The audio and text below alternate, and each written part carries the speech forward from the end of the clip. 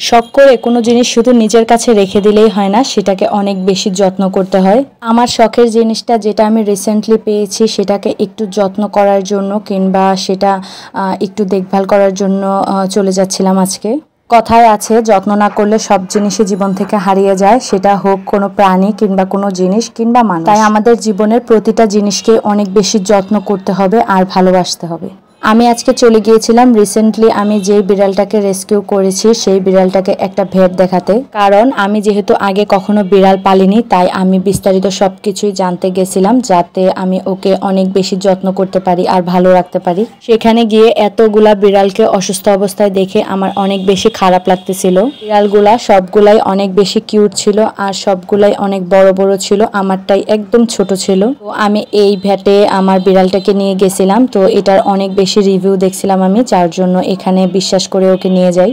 তো এটা হচ্ছে ওর প্রেসক্রিপশন। ওকে দেখে ডক্টররা বলে ও এমনিতে ভালোই আছে, শুধু পেটে একটু গ্যাস জমেছে, কারণ এক জায়গা থেকে আরেক জায়গায় নতুন একটা পরিবেশে খাবার খেয়ে ওর একটু প্রবলেম হয়েছে। আমাদের বাসায় আসার পরে ও পি ঠিকই করছে কিন্তু একবারও পটি করে নাই, যার জন্য এটা বলার পর ডক্টররা আমাকে বলে আমি 1-2 দিন আরও দেখতে, তারপরেও যদি পটি না করে তখন ওষুধ দিছিল সেই ওষুধগুলা খাওয়াতে।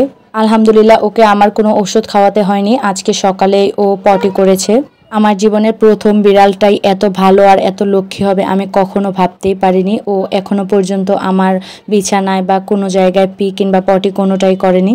আমি আমার প্রথম বিড়ালটাকে এত তাড়াতাড়ি পটি ট্রেন করাতে পারবো সেটা আমি কখনোই ভাবিনি।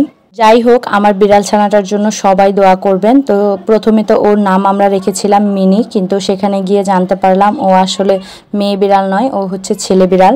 তাই ওর নামটাকে চেঞ্জ করে আমরা ওর নাম রেখেছি জ্যাক। তো ওর নামটা কেমন হয়েছে সেটাও কিন্তু সবাই জানাবেন। আপনার পোষা প্রাণীটার নাম কি আর সেটাকে কিভাবে রেস্কিউ করেছেন কিংবা কতদিন ধরে পালছেন সেগুলোও কিন্তু আমাকে কমেন্টে জানাতে কেউ ভুলবেন না। এই অবলা প্রাণীদেরকে আমাদের তুচ্ছ-তাচ্ছিল্য না করে ওদেরকে ভালোবাসা দিয়ে আগলে রাখলে ওরা আমাদেরকে তার চেয়ে দ্বিগুণ ভালোবাসা ফিরিয়ে দিবে। মানুষ ভালোবাসা না বুঝলেও এই প্রাণীগুলা অনেক বেশি ভালোবাসা বুঝে। ইনশাআল্লাহ দেখুন আমার বিড়াল ছানাটা কতটা অ্যাক্টিভ, আমার কণ্ঠ শুনলে কিংবা আমি ওকে ডাক দিলেই ও দৌড়ে চলে আসে খাটের নিচ থেকে। আমার ছেলেমেয়েরাও ওকে অনেক বেশি আদর করে, তো আমি চাই ও সব সময় ভালো থাকুক। আমি সেখানে গিয়ে দেখি একটা বিড়াল ঠিক আমার এটার মতোই দেখতে কিন্তু বড়, ওর জন্ডিস হয়েছিল। তো ওর মালিক কোনো ভেটের সাথে পরামর্শ না করেই ওকে প্রথমেই নাপা খাওয়ায় 3 দিন, যার জন্য ওর অনেক বেশি প্রবলেম হয়।